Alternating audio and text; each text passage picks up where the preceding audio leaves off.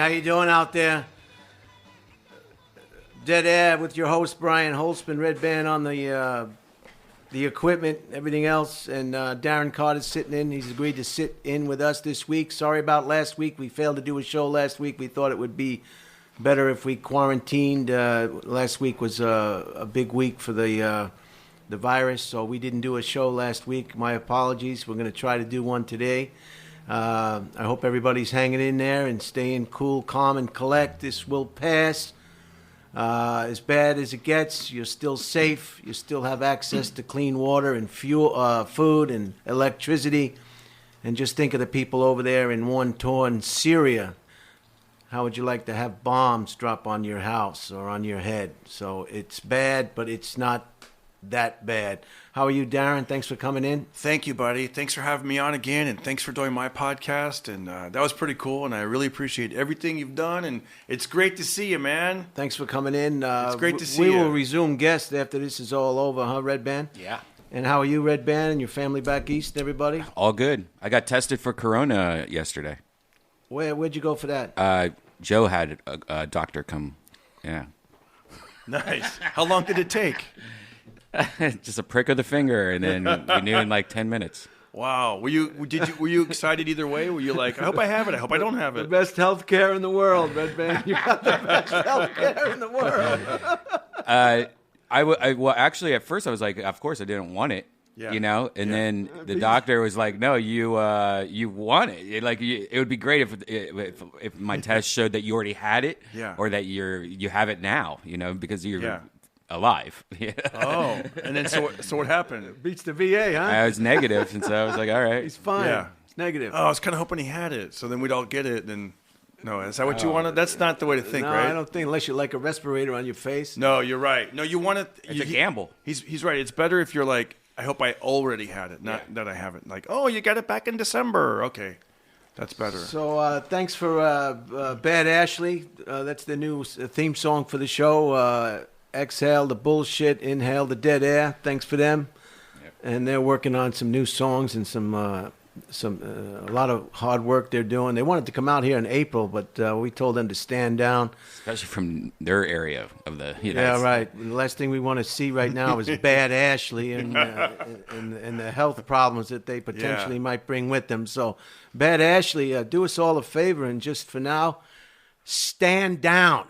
Stand down. Stand down. Stay away from the airfield and the train station and just stay where you are and work on that great music that you give us. Today is something else today. I did some research for the show, and today a lot of stuff happened today in history.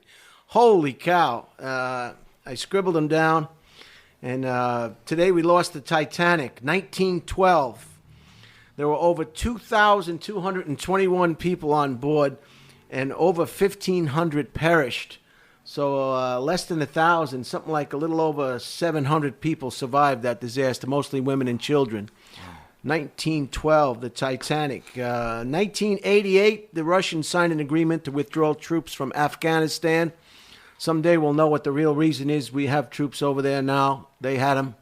There's got to be a bigger plan for why everybody keeps dropping bombs on poor people. So maybe someday they'll tell us why that's happening. That happened in 1988. 1969, there was an Oscar tie. Actress Barbara Streisand and Hepburn. What's her first name? Catherine Hepburn, for some reason, got a tie. I got a tie once for Employee of the Year. I had to share it with that sucks. Another coworker, and I didn't feel like it was, who wants, give me the whole thing or don't give it to somebody. I don't want to share an award with anybody. Can you imagine? I mean, I get it, but how do you think that person felt tying with you? All right, that's enough. We'll send you back to Bakersfield to pick up your family. I did some work. I saw you working out there with the tire. Where'd you get that big tire? Oh, man, they have a lot of tractor tires out there. What do you think? You're a fireman or something? No, it's super fun. It's like... I see them sometimes with the sledgehammer hitting the big tire, the fireman. What is that? What does that work? You know what? What does that do? It simulates that you're actually working, that you actually have a job. And that's how my wife So kept you're going to telling be me. completely dishonest on this. Oh, no, I mean, it's good for your deltoids and your triceps. So that was a tie. In 1969, they couldn't figure out who the better actress was. So I guess they gave an Oscar to, if that's possible.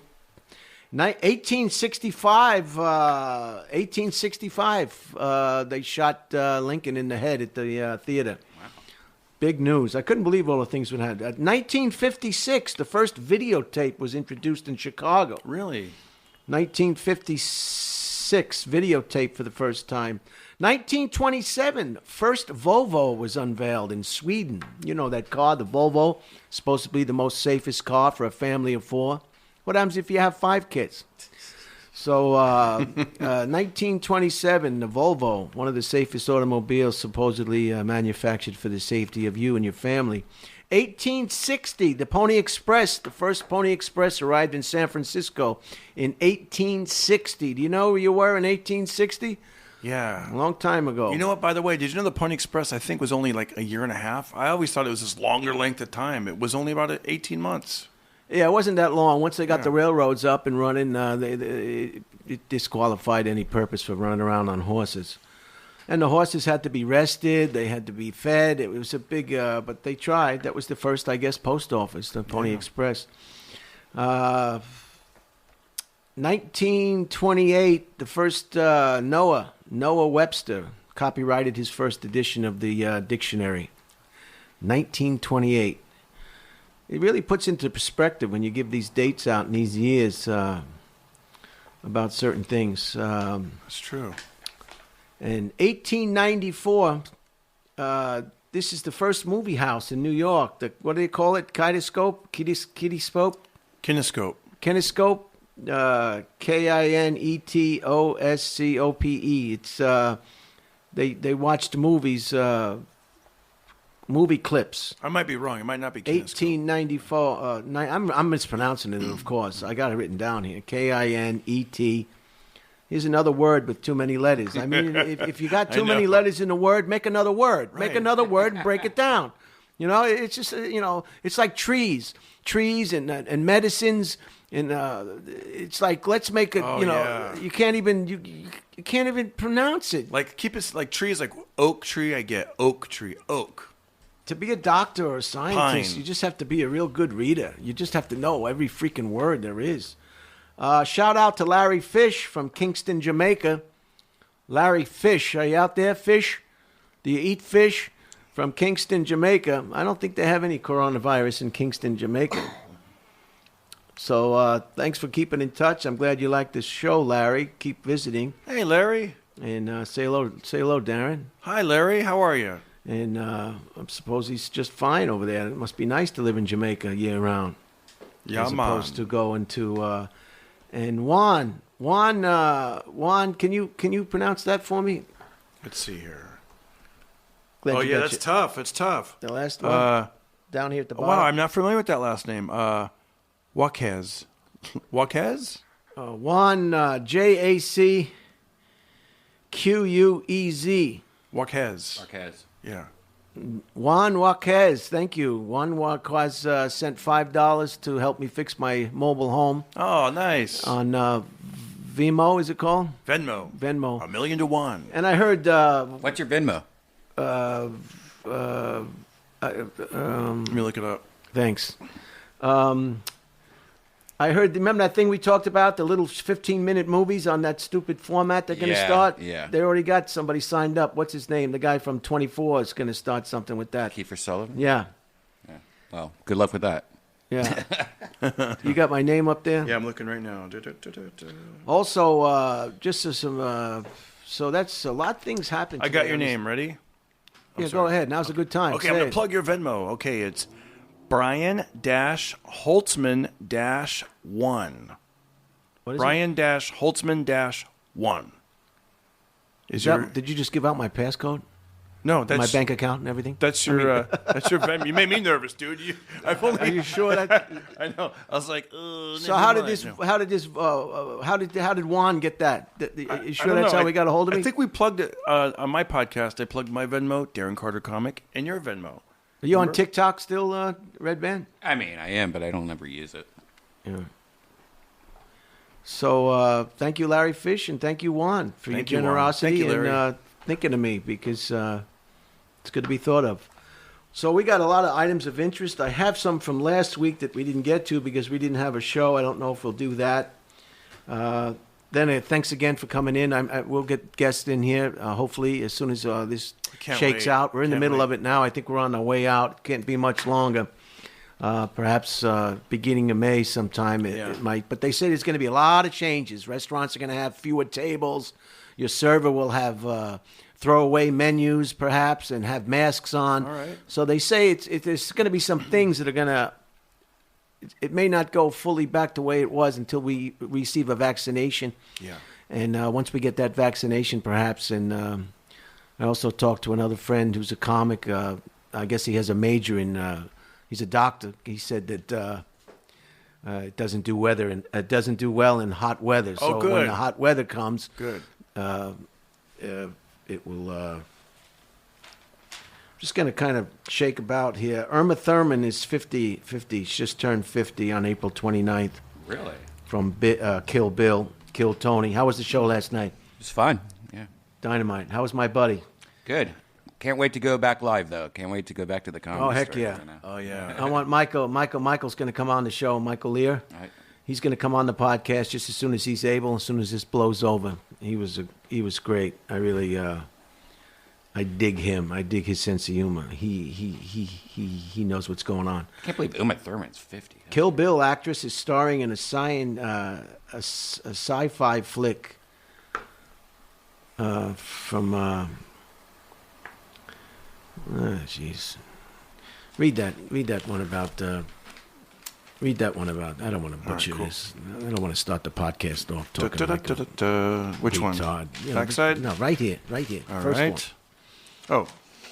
Kill Bill actress is starring in a sci-fi flick, Tao Seti Fowler, from Die Hard director John McTiernan. Say it again.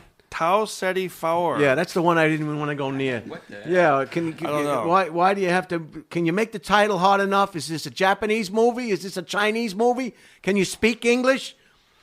Oh my God! So she's 50 and she's no spring chicken. She's been around the block more than most people have been around the block being an actress. You can bet your ass. They just actresses seem to love casual sex more than most women. It's hard to say no to movie stars and directors and producers and writers. You know, you're in your trailer, you're between scenes, you're bored, and some gentleman of notoriety comes in. You're gonna give him your body, I guess. I don't know. When I went to acting class, I have an acting class letter later if we get to it. You know, you see a lot of women are very friendly in acting class. You know, they say if you can't get laid in an acting class, but then you have to deal with an actress. Right. Exactly. Well, usually you just hit them once and then you ask for a new scene partner. I don't want to work with Sally anymore. She's giving me bruises on my... Did you ever have an actress girlfriend? I'm sure everybody's an actress in Hollywood. I mean, all right. Naomi Campbell is 50, May 22nd. Model is a judge on the fashion competition show Making the Cut on Amazon Prime Video. So 50 years old, another somebody who's been around the block many, many, many times. Who is this one? This is a Supreme Court judge, Eleanor Kagan, Supreme Court Justice. Loves Spider-Man and watching comic book action movies. Good. Why'd you become a judge? Bono from U2. Frontman Paul, his real name is Housens. Hewsons. Paul Houston's nickname. Is that his real name, Paul Houston's? I never knew that. It's not Bono. It's like Chris Rock. You think Chris Rock's real name is Chris Rock? Chris Rock, office please. Christopher Rock office. Yeah. I don't know if that's his real name. Did anybody look into his that? brother's Tony Rock, so that means they would both have to have changed their name and together. Then Jordan Rock, his younger brother. Jordan Rock, Tony Rock, Chris Rock. All right. Maybe I'm wrong again.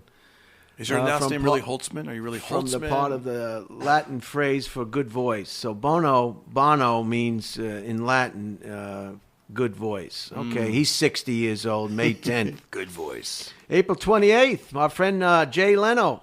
Jay Leno. Comedian has a multi-million-dollar car collection and hosts CNBC's Jay Leno's Garage. I never touch my Tonight Show money. I never do. I never touch the money. And Stevie Wonder, May 13th, is 70.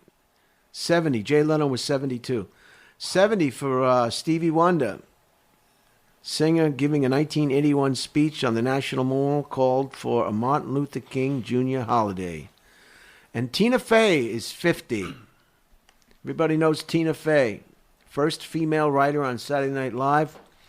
Went on to produce and direct a lot of different stuff. 30 Rock and Mean Girls, the successful movie in 2004, Mean Girls. And then it went to Broadway and it did this and it did that. So she's doing very, very well. I'm not sure she's not having any problem paying the rent. Tina Fey. So I'm just kind of shuffling some things around. We lost some time last week, and everybody's, tigers at the zoo have coronavirus now, too. I saw that. In Bronx Zoo, I believe. Even the animals aren't safe. Okay, let's start some items of interest. It's kind of quiet with just the two of us in here, huh? It seems like there should be much more going on, like a band playing in the back or something. Very quiet. Well, it's quarantine time. It's quarantine time. Yeah, this is like one of those mellow episodes, People might want to sleep to it.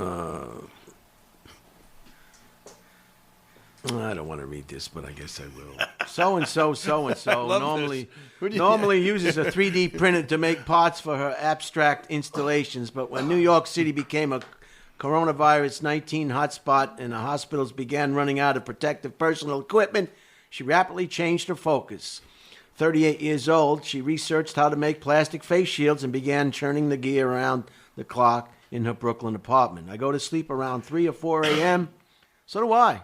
I go to sleep around as soon as the sun comes up after I'm done watching NYPD Blue. Wow. On the History and Icons channel. I just discovered that I can't talk about this enough. People are probably going, you talk about this too much. But I love that NYPD Detective Sipowicz. And you just go episode after episode after episode. You know who I saw on it last night? Who? I sent him a few photographs. Who? Maz Jobrani. Maz Jobrani? Jobrani. No way. Oh yeah, he played a crooked Pakistani doctor who helped somebody with a gunshot wound, and he was on there.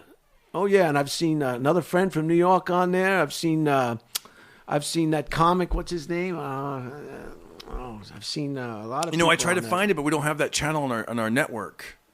I think we're like with Charter Cable. H&I, Histories and Icons. I know. I wish I had it. You just need an antenna for that channel. Oh, I do. Okay. Oh, really? Oh, okay. I'm like, tell me about this channel you speak of. Yeah. It's a great channel, and they play them like 5 or 6 of them right in a row. I wonder if it's on the Dish Network. You gotta talk to your local cable provider for those information. I'm gonna find out. So she goes to bed about 3 or 4 a.m. So far, she's made more than 200 shields, which volunteers have delivered to the hospitals across the city. I had the tools to help, she said, and that's what I wanted to do. Well, our hats are off to you. Let's give her a name. Luba, L-U-B-A. Never heard of a Luba before. That's like something you put in a horse's mouth when you want it to go right or left. Yeah. And her last name is D-R-O-Z-D. So she's got 2 unpronounceable names, first and last. Luba Droz. My father used to always say, sound it out, sound it out. How can you sound it out if you can't even read it? And your mother worked with Wendy's guy? Yeah, oh, yeah. That was cool. Yeah. I have... There's more pictures I need to find, but there's pictures of like me sitting on his lap while he's dressed up as Santa Claus. Wow. He would like dress up as Santa. Man, you've had like a blessed life, huh? You really had a great life, Redban. I know. I saw that and I was like, I want to go there now. He's a nice guy. He named that restaurant chain Wendy's after his daughter. Is that right? Yeah. And very successful. I'm going to go there and try Wendy's again after this is all over. I love those square burgers. Yeah, it's probably as good as White Castle is. They're probably, if you like White Castle, you probably love Wendy's. I think right? I think it's two different categories. Yeah, I think. What's that? White Castle, I think, is more of like garbage. Oh yeah, it's dumpster food. But you're drunk. You're drunk your ass off. You go in there, you order 24 of them, and you consume them all in one chance, and then all of a sudden your stomach goes. Yeah,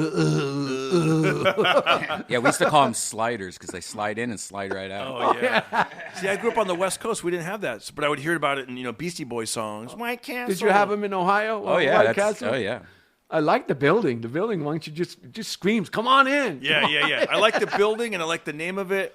But then you're right. I only had it one time, and I was like, "Oh, this sucks." Well, you must have seen it on the road. That's where I tried it. I was like in New Jersey or something, and it didn't live up to what I thought it was going to be.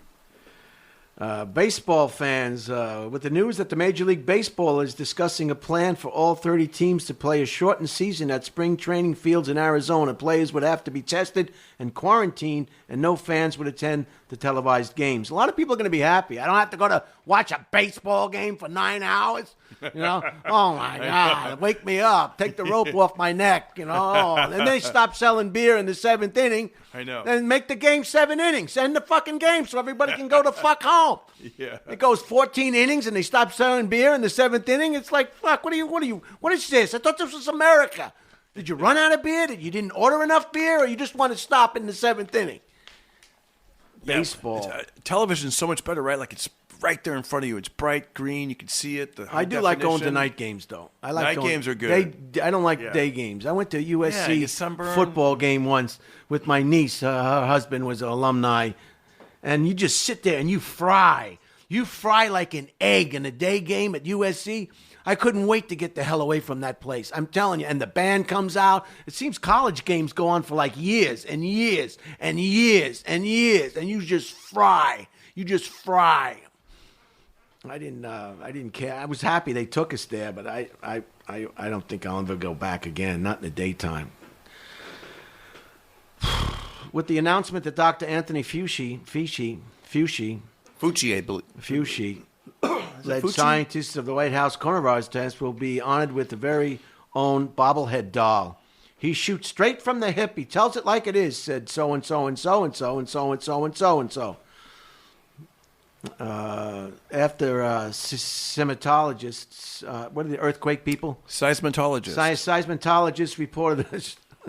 Redban's going, why did I have this guy on my network? The fucking guy can't speak English. He can't read. I don't even know if he could write. How did you read the signs to get here? What a retard. But you find these great stories. You must get a tax benefit for having a special needs adult on this network. Now you're onto something. Oh, my God. Hey. Jeez, help the handicapped any way you can. Give them a podcast so they can butcher the English language. Hey, Holtzman, bring your little friend. So what did we say? Seismologists, say it again for me. Seismologists reported a sharp reduction in the ambient seismic noise of the Earth's crust because of major drop in car, truck, and train traffic and other human activities. These are really interesting items of interest. After President Trump explained painfully slow rollout of coronavirus testing on the fact that we inherited a broken test from the Obama administration. The first test anyone deployed for this coronavirus came out in January 2020, nearly 3 years after Trump's swearing in. Protective equipment after the pandemic closed condom factories in Malaysia, and the UN warned that closings there and elsewhere may result in a 50% reduction in condom supply. Geez, we should just shut the mics off on that. That's going to make a lot of people unhappy. How am I going to have sex without a condom? Well, you'll figure it out. You guys will figure it out. Don't worry. After Woody Harrelson used his Instagram account to share a conspiracy theory that 5G wireless towers may cause more problems than we know and spread the coronavirus. Jesus. I haven't fully vetted it, concluded the actor 58, who returned to marijuana use last year after giving it up because of adverse effects. This is an idiot who smokes pot and should shut his mouth. Yeah. You know, we need 5G because we need faster speeds. They said on 5G, you can do a 2-hour movie in, I don't want to guess, but it's really, Redban, it's real short. It's so fast. You could watch 60 minutes in a half hour. A 2-hour movie can be downloaded in just seconds to minutes. Wow. Yeah. Like turning on a light switch, like, shing, just like So that. we almost. need 5G. Everybody else is getting it around the world. We need it too. Let's just stop this nonsense. Yeah, anyone saying that 5G has any connection to coronavirus is one of the biggest idiots ever. Just stick to acting. Yeah. Read your lines and shut up. Go back to your trailer, smoke your pot, and shut up, Woody Harrelson. You idiot. He's like the character he played on the... Cheers. He's a real-life idiot. No wonder he got that job. He didn't have to act. He just played himself. What a clown. Undocumented farm workers are being deemed essential workers in the pandemic. About 2/3 of workers in U.S. agriculture are undocumented. So the Department of Homeland Security has mailed letters assuring workers and any official who might arrest them that they are critical to the food supply chain. Farm worker Nancy So-and-so, 43, said, "It's like suddenly they realized we are here contributing." Of course you are. These people that cry, they're taking our jobs. You're not going to go out there and pick an artichoke. You don't even know what an artichoke looks like. Everybody giving these poor people a hard time. Shut up. You like eating, don't you? Shut up. 3 Texas pastors are suing a county judge who issued a stay-at-home order claiming they banned large church gatherings violates their constitutional rights. The lawsuit argues that the need for social distancing during a pandemic conflicts infringes on their religious freedom. I truly believe that the church, our first responders, said stupid. Not even going to mention his stupid name. They just want to pass the basket. That's what it is. They don't want to miss a Sunday of passing the basket. That's what it is. This thing is killing people, and everybody knows that. This is no kidding around. I don't even know why you're here, Darren. I like the idea that they could be in the car, though. Come on. Like, there's a line outside, like Krispy Kreme donuts, but you can't be in line for a church. And then just Venmo the money if you want to do it. We're talking about other things, I think. Aren't we? Are you talking about being in the church? Here's the lion story, the Bronx Zoo. Yeah, I say in the car. Bronx Zoo, there's a tiger named Nada, Nadia. God, who's doing this? I can't talk to you now, Gerard. There's a tiger at the New York City Zoo. Everybody knows I think about that item of interest. I won't go into that. Here's another one that really got my goat. What? This is another Kennedy problem. We had 2 more Kennedy deaths over this coronavirus. Evidently, they were playing with a ball over there near Annapolis Academy at the Jakes, Massachusetts, Chesapeake Bay, and the soccer ball went in the water. So this Kennedy and her son decided to get into a canoe and go after if anybody knows, the Chesapeake Bay is no small body of water, and once you get out there in the currents, they went out there in a canoe. And they drown. Oh, I mean, these Kennedys, they just can't stop doing dangerous stuff. I mean, so she died. Kennedy Townsend McKean, the granddaughter of Robert F. Kennedy, drowned last week in the Chesapeake Bay with her 8-year-old son, Gideon. A dive team recovered their body this week, submerged in 25 feet of water. Gideon's body was found 2 days later. The son's body was found 2 days later. They were quarantined with their husband and 3 children at the house owned by her mother, former Maryland Lieutenant Governor Kathleen Kennedy Townsend, RFK's eldest daughter. McKean and Gilden were playing outside when one of them kicked a ball into shallow cove behind the house. They got into a canoe to retrieve the ball, but were pushed by wind or tide into the bay. 30 minutes later, a bystander on shore spotted them far out in the water.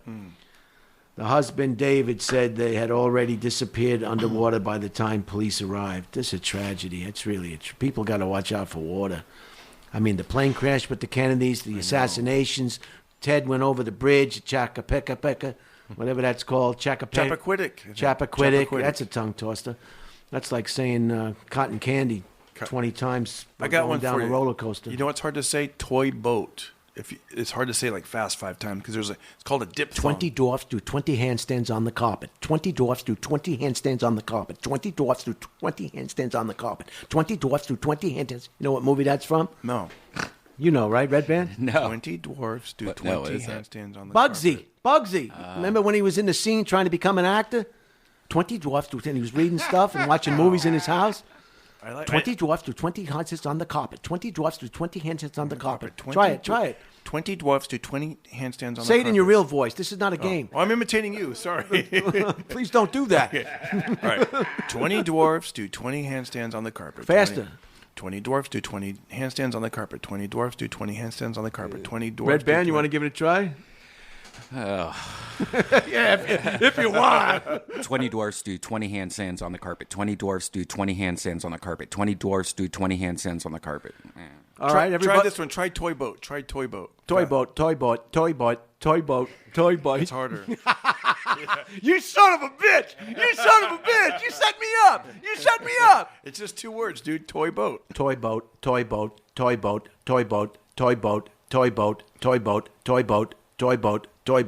Let's try it, Redban. Oh, God. Toy boat.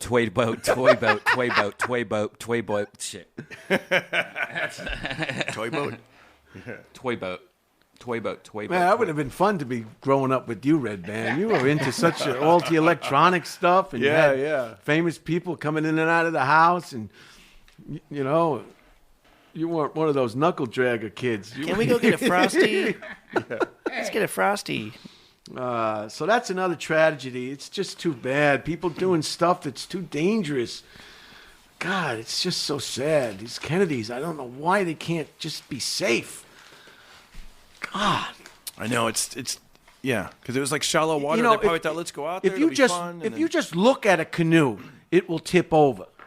You know, the only people that know how to do canoes are Indians, you know, and they would hollow out those walnut trees and they'd carry them out there and they'd sit in it. And it's literally, I saw a display of old time canoes, and, you know, we were thinner back then because you look at and you're like, wow, the modern man, not every modern man. You see too many fat Indians. Exactly. Because I saw it at the LA County Fair, and I'm looking around, I'm like, I don't think a lot of people here can fit into this canoe. I mean, it was like a double. I mean, I had a kayak that I got from a friend for free, but I had to get rid of it because the manager at the mobile home park wouldn't let me store it. Oh.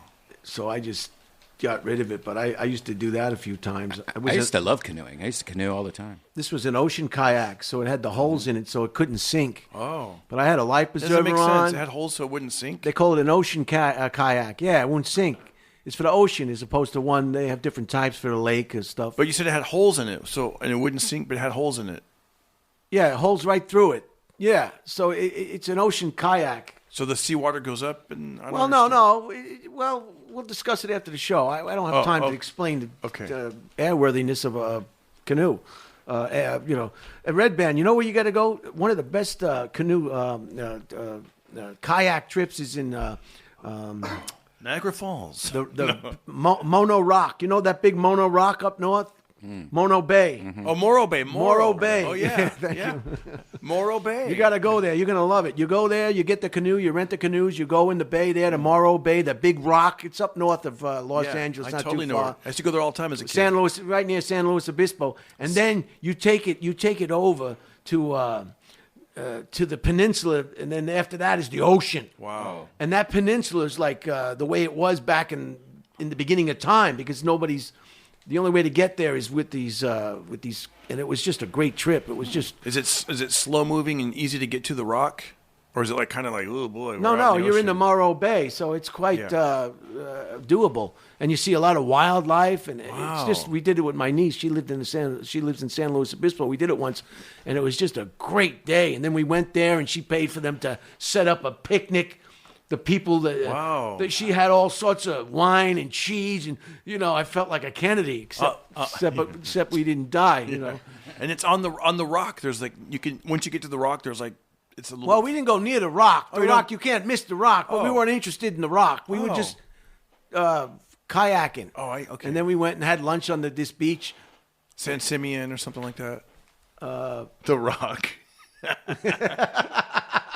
Oh my God! Look at that. We're gonna canoe out there. Oh my gosh. I read something about Arnold Schwarzenegger. I forget what it was. What was he doing? It's donkeys. What was it? He has 2 donkeys, or like a donkey that he's been posting a lot on Instagram or Twitter. Was that it? Listen to me. This is from the UK. 5G conspiracy theory. Here's one for you, Redban. Online I just want to shout out to all the people that are working now. Stay safe. Thanks for still going out there. You're essential people. Some people listen to this at work on their headphones and don't watch the video. And just keep strong. Online conspiracy theories that link the coronavirus pandemic to 5G technology have inspired a wave of arson attacks on cell phone towers across the UK.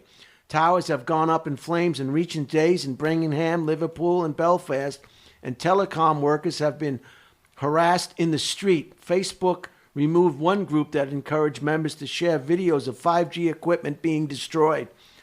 But the theory continues to spread globally on social media. Some of its proponents argue that 5G damages the immune system. It doesn't damage it as much as Coca-Cola. How's that?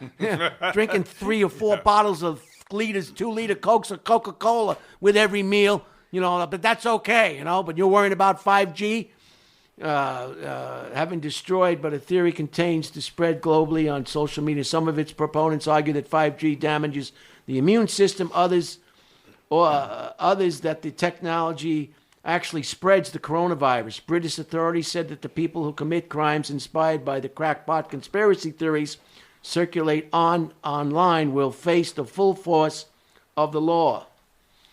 So people just don't want to realize that the only thing you can count on is change. Change. This one's out of China. The United Nations is calling for an urgent action to combat global rise in domestic violence during coronavirus lockdowns. Sally, I don't want to have to smack your face again. As economic pressure has intensified in recent weeks and victims have found themselves trapped indoors with their abusers, the number of women calling support services has doubled. In some countries, said the UN Secretary General, so and so and so. I urge all governments to make the... You don't smack your wife around, do you? Darren? No, hell no. Even when she deserves it? No, you know what, you guys? I've been married for 22 years. You just got to take a deep breath. Never smacked her once? No, and you step away. Never backhanded? You go into the restroom. You never just, lock yourself in the bathroom. You never backhanded? Just just give a each little other some backhand? space. And no, never. Never punched her in the stomach? No. We did play tennis once, and I was pretty aggressive, but other than that. How about when she burnt your toast? You never wanted to beat the shit out of her? No. You just, you bite your Some tongue. women, this is a gray area, too. There's a lot of women. I've seen some movies where I seen one of those old movies. What do they call those old black and white movies? Doja. A segregation film. A segregation film. No. Those old movies.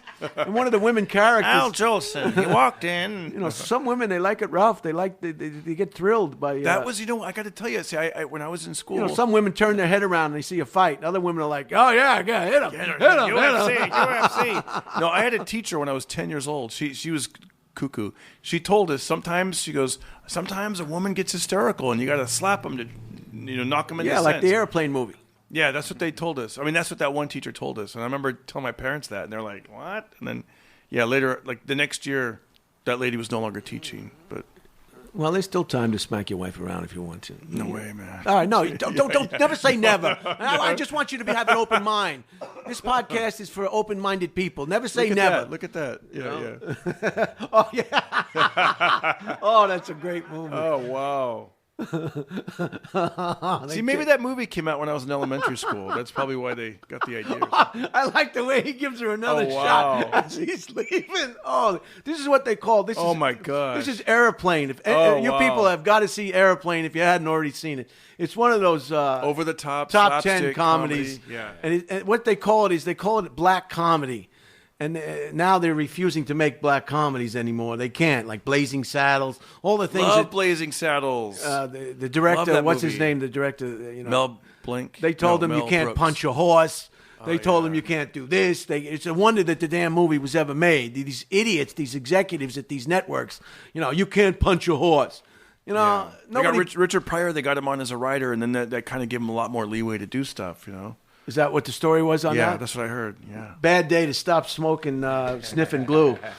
Great.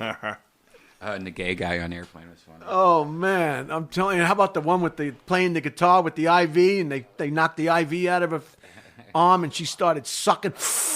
Oh, that was great. And then I like the part where they ask him a question, and he says, "I can't tell you." Because you don't know, you can't say. Oh, man. Oh, that was a great film. That's a black comedy. Oh, my God. That's the wife. Was that movie on your favorite network, Heroes and Inspiration? This kind of movie you won't see. I don't know why they don't see. Whoever's got them locked up in vaults and going on, and they don't want to pay for it. See, they try to pay for movies. They pay them in bulk. That's why they show them over and over again. It's all about there's nobody saying how can we give these people the best entertainment possible. It's all about money and how much it's going to cost and that sort of thing. So this is a story about domestic violence during some hard times. So do what Darren Carter does: count to 10, walk away, and if you have to. Seriously, it works for many things. Use an open hand. Don't close your fist if you're gonna have to. Dude, I got the best advice. So you're gonna do it. Yeah. Take your rings off, maybe a watch. You don't want to scratch anybody's face. Do an open slap if you have to. If you have to. I'm not condoning it, but wouldn't you rather have somebody get slapped in the face as opposed to getting punched? If you spit on her first, it slides off faster. Right. Spit on her first. That's a good point, Redban. Spit on her first. If you have some saliva, extra saliva in your mouth, maybe a Louis. And this is funny. When I went to China is famous. It's no coincidence that this virus came from China. When old guys, usually it's old guys, when they want to clear their throat, they go, they really get it up into they call it a Louis. My father used to do it on the way to church and back. He'd lower the window and he'd give, there it is. Do it. Yeah. They would do that. And my father would just Louis out the car. And you saw the thing traveling across the street. You could almost hear the sound it made, but it hit the ground. I don't know where these people. And he wasn't a cigarette smoker or a cigar smoker. Yeah, they call it a loogie. I'm gonna huck a loogie. So in China, the first thing that I noticed in China was all you heard is that sound continuously. Wow. After a while, every time I heard it, I said, get it out. That's it. Get it out. Oh, and in China, you know how we line up? You know how we line up at the ticket counter or getting on a train or getting on an airplane? Yeah, America lines up. In China, they just bum rush it. There's no lining up in China. Wow. They just bum rush it. It's every man first.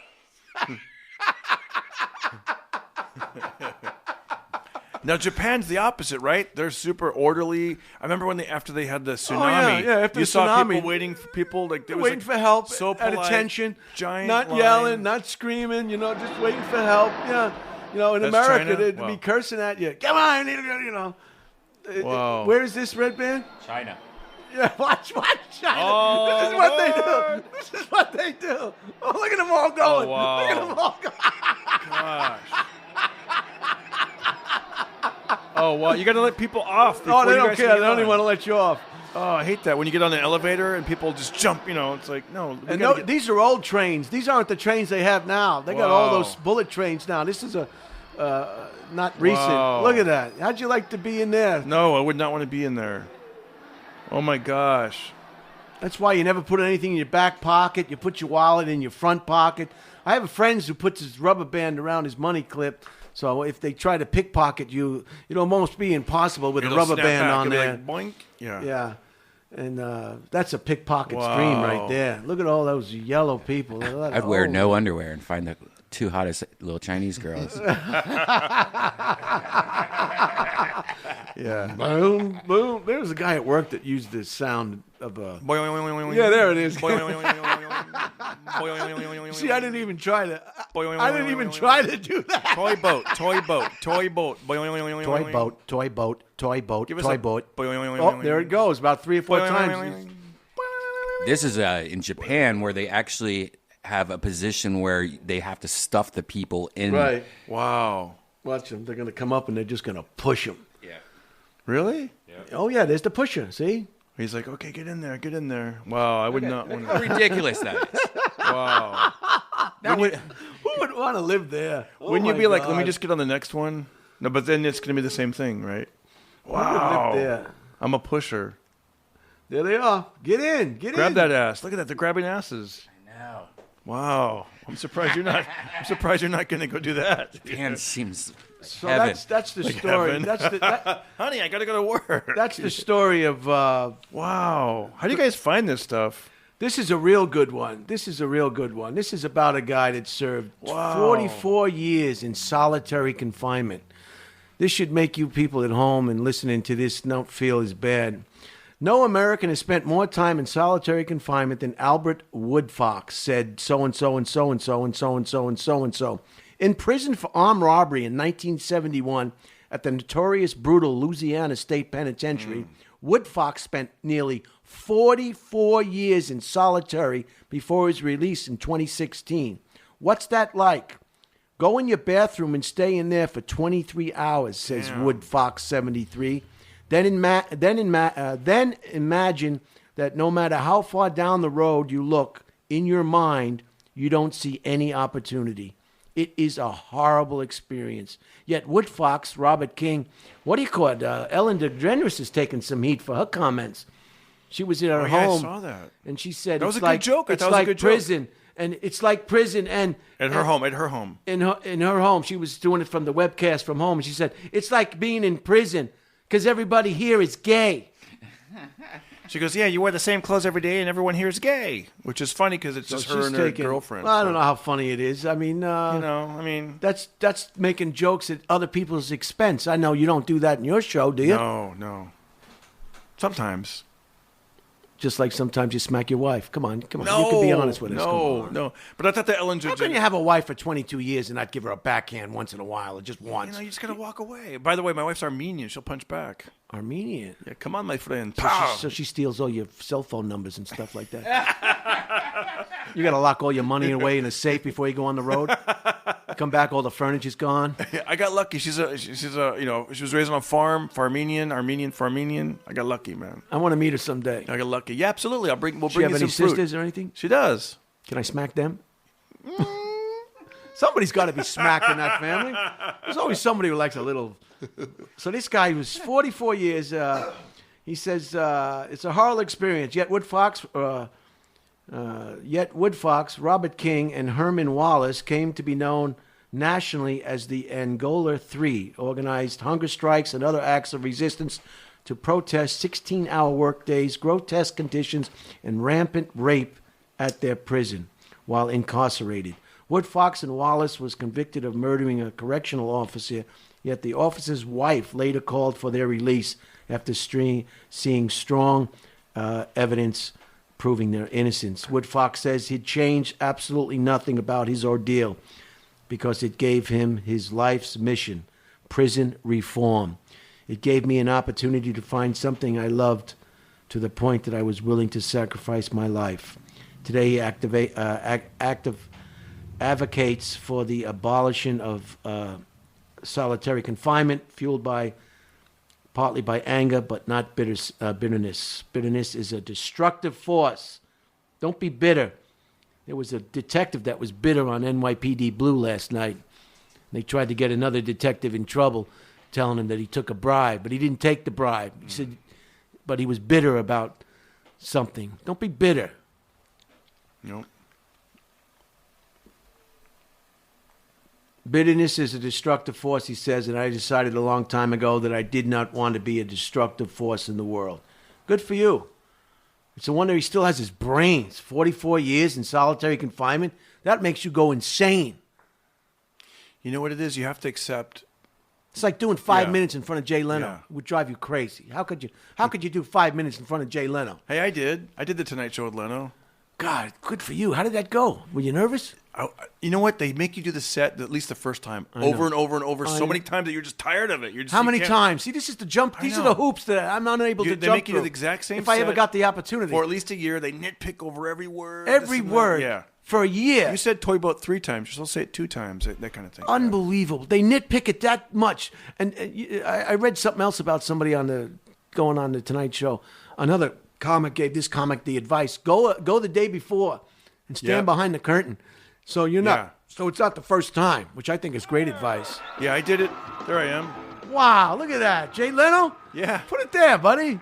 You never told me that. Yeah, really? Look at all the hair. Where's all my redheads at? Any redheads here? Hello? Look how high my voice is back then. It's always the women. See, it's hard being a guy because with red hair, you always have to try to fit in. And I grew up in Fresno, California. I grew up in a Latino neighborhood, and kids would remind me I look different. They're like, "Orderly, took a fireball." Oh, you already got him. You already got him. Yep. What's up, Rooster?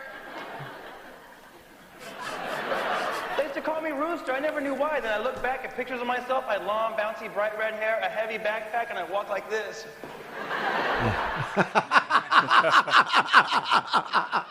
They called me Rooster. And one time I got in a fight with another guy with red hair, and all this money was flying. I was like, "What's that for?" They were like, "Cockfight." Oh man, good. That's a good joke, right? Good stuff. Just like any kid, you want to fit in, right? You want the kids to like you. You want to be accepted. 6th grade, I tried to be a cholo. I tried to dress like a little gang member. I wore flannel khakis, a bandana. Everyone thought I was trying to be a farmer.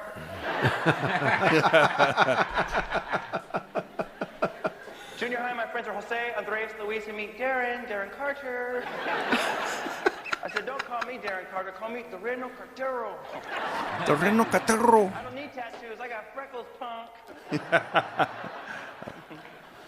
High school, my friends are black. It was Titus, Purvis, Raleigh, and me, Darren. Otherwise known as Darren.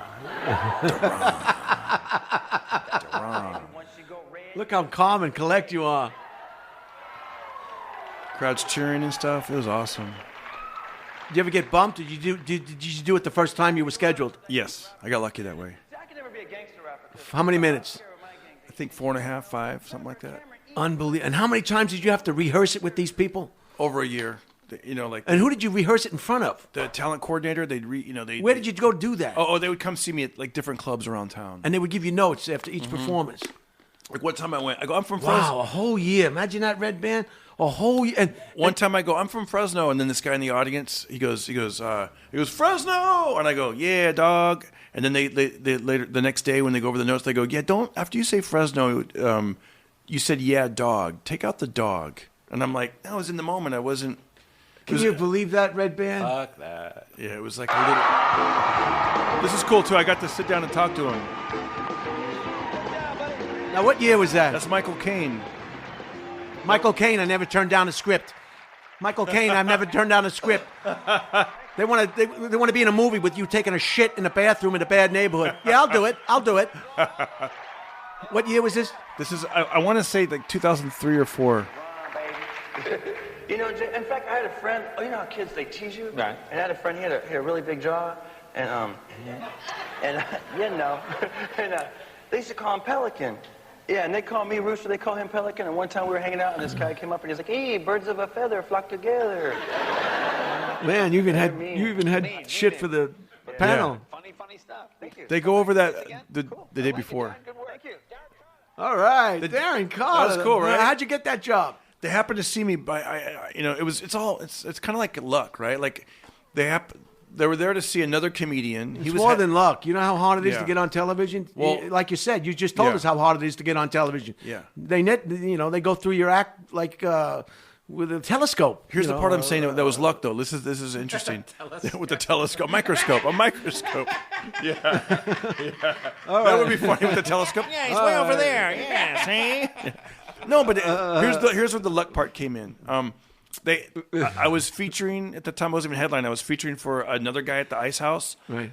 They were there to see him. They saw me, and then I did really well. The other guy, basically What was the talent coordinator's name? I don't know, Yeah. but then they You fired. don't remember the freaking talent coordinator? Well, it was I was dealing with a guy named David Lee, but then he had a boss, somebody else. But listen to this. Here's the interesting part about the luck.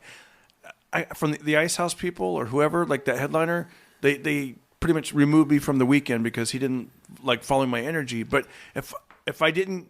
Oh, the headline. It Yes, told the yes. club owner, I don't want Somebody him. did. I don't know who, but yeah. Even though you were killing, they told you to Yes, leave. but luckily I got that one set in Tales front all the time. in front of the Tonight Show people, so that was good. You know, like if he would have known it was me. How many days did you work before they removed One you? day, one night, and they. Who was the head? You don't tell me. I'll tell you off the air, but it's nothing against the guy. It's just the energies were different. He was more like old school, slow. Take Dick time. Cavett? Was it Dick Cavett? He was a guy like that, but it was good. He's a good comic. It's just I had all the energy, and it was a bad. Was it mix-up. Amazing Jonathan? No, but it was that era though. How about the guy with the watermelons? It was that era. Yeah, good guy though, good funny guy. But I'll tell you later. Venmo me, and you'll get to know the name. No. See you later. Hey, I'm learning how to do this. Selena Gomez, the I guess the musical artist, right? Revealed last week that she has been diagnosed with bipolar disorder. Shit, I could have told you that 100 years ago. During an interview in her fellow ex-Disney star Miley Cyrus talk show on the Instagram, Gomez said she was diagnosed by psychiatrist specialists at the distinguished so-and-so Belmont, Massachusetts hospital, where I got to know more information and actually helps me, said Gomez, 27. The revelation actually comforting because it explained her mood swings, she said. It took the fear away. The pop star has been plagued by emotional and health issues since 2016, when she took an extended hiatus to deal with the depression and anxiety after being diagnosed with lupus. Yes, she is. You got to give these entertainers credit, though. You really got to deliver, You can't go up there and... She's hot. Baby, fuck it, God. She was hospitalized multiple times. Go ahead. Redban, would you? And you said she's hot. Would you deal with that, even though she's bipolar? Would you be like, you'd make a go of it, or? Fuck no. No. Okay. Yeah. So you've been there, done that. How about if you were still a boy back in Ohio and you're watching her on your TV? You'd be like, and the poor yeah. thing, Yeah. she was hospitalized multiple times in 2018 for panic attacks following a kidney transplant. So wow. She's got some health issues, and she's gone through some stuff, huh? Glad she's getting better, and it's good that she got the help that she need. Louis C.K. spends much of his new stand-up comedy special joking and venting about being ostracized for sexual misconduct. I learned a lot, he says, and sincerely. I guess sincerely is the name of his new show. I learned how to eat alone in a restaurant with people giving me the finger from across the room. CK admitted in 2017 that he pressured aspiring female comics and other women into watching him masturbate rather than take responsibility. He blames women for failing to object to his actions. Women, he says, women know how to seem okay when they're not okay, he said. He explained that he likes jerking off. Is it jacking off or jerking off? What do you prefer? Both of it. It's all good. I think all it's the same jacking thing. off. Depends if your knuckles are up or down. That's true. Jerking off, jacking off, stroking it, beating your meat, But, choking your chicken. But I don't like being alone. I get lonely. It's just sad. I think this is a bit of a cop-out. You know when the woman, they're really into it. You know when the woman is into it and they want to see it. They're like, yeah, can I help you? They're into it. And then if they're like, okay, then you back off because you know it's not really okay. So he's an actor. He was great in that. What was that movie he was in? He played the Jerk? No. Sure. Hey-o. The Jerk. He's going for the laugh, ladies and gentlemen. He's going for the laugh. I missed the stage, folks. No. Remember that movie where he played he was just the one that Dice was in. The one that Dice was. The train wreck girl. He played this sleazy guy who was only trying to get in her pants, but he wasn't telling her the truth. So he knows. Barbara Streisand did it the first time, right? Right. Yeah. It was a remake of the Barbara Streisand movie. It was No. It was before that. It was before that when Dice was. As you're trying to remember this, I want to say, like. It wasn't Star is Born. It was before that. Dice's movie before that. Like I was feeling bad for Louis, of course, but then, you followed it with that solitary confinement story where the guy's like 23 hours a day, like in his bath. Or how can you feel sorry for millionaires? I don't get it. He if he wanted to masturbate in front of people, he should have went to Thailand or Southeast Asia. There'd be no problem. You could do it all day long. You don't do that kind of shit in America. In America, you get a ticket for jaywalking, for Christ's sake. This is a lockdown kind of thing where they get you. There was a video on Twitter, the guy running on the beach, and the cop ran after him. And the guy who was jogging just took off like a bat out of hell. And remember I tweeted that. You commented. You're like, that doesn't happen on NYPD Blue. Yeah, that's the spirit of it. Was like. So anyway, that's what Louis C.K. is all about. So I think he just wanted out. I think his comedy was getting darker and darker at the end. Just dark. It was like he was trying to provoke people to not like him. He's like. I guess what I do on stage a lot sometimes. No, but you're when there's nobody in the place. I think your comedy's gone the other way, right? Aren't you? You're bringing it where people like, because I mean, if they would have saw you 25 years ago, people tell me it's an acquired taste. You can't force. Anyway, what is this other one about? This one is about the concert promoter who got a scam about a Caribbean concert. Remember that idiot? Oh, yeah. Convicted Fry Festival con artist Billy McFarland has launched a new venture from prison, and he insists that this one isn't a scam. McFarland told the so-and-so and so-and-so last week that he's launching a crowdfunding drive to help inmates nationwide pay the $3.15 charge on making phone calls to family and friends. McFarland, 28, is now at the Elkton Federal Prison in Lisbon, Ohio, serving 6-year sentence stemming from his lousy 2017 Bahamas-based music festival. So this is the idiot who took all those people's monies and all those investors for, just scammed them, just a charlatan, just, like some comedy clubs around here to tell you got to pay to perform, and then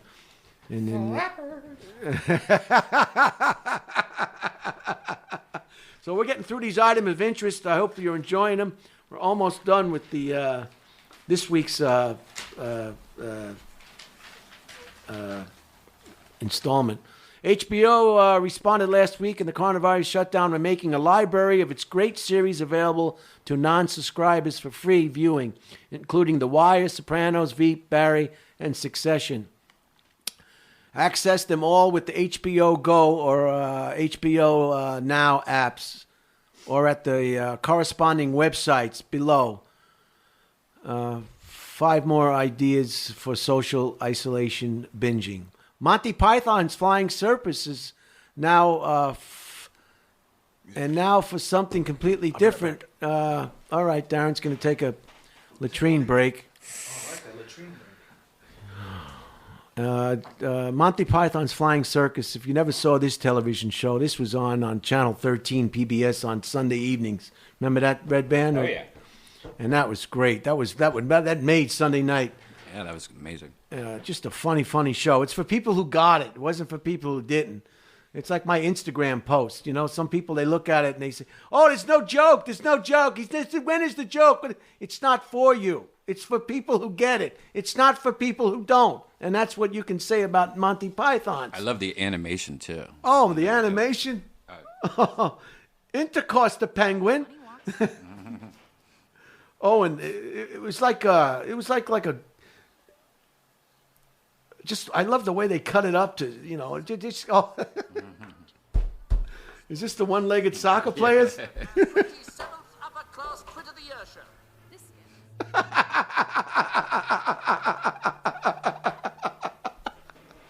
So good. Oh, man. So this is going to be for a season of Grim News. All 45 original episodes are here. And the sketch comedy of John Cleese, Eddie Idle, Michael Palin, and etc. holds up extremely well. So you can find it on Netflix if you really want to laugh your ass off. Go to Netflix and get on Monty Python's Flying Circus. So these are things that probably some of you aren't familiar with because it was past your time, but they're still timeless. A Washington State man arrested after a high-speed car chase told police that he was trying to teach his dog how to drive.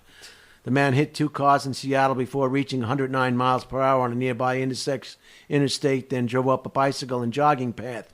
At one point, a state trooper tried to corner the man's Buick and saw a pit bull in the driver's seat and the unidentified suspect helping it steer. State trooper so-and-so and so-and-so said it was miraculous.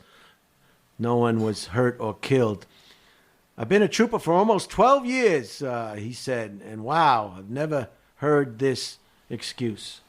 Man arrested after high-speed chase told police he was teaching his dog to drive. Idiot. Wow. They're out there, and they were all in your high school class, too. All those weirdos in high school, they're out there now. They don't, you wonder where they go after high school is over. They go out into the highways and the big byways of the community, and they raise havoc. A Japanese stone artist has caused a sensation with her ability to transform lifeless rocks into stunning portraits of living animals. So-and-so and so-and-so says it takes her a long time to create her art because she must first encounter the right stone, which chooses her as much as she chooses it. She will then hold the rock in her palm to feel the history of the earth.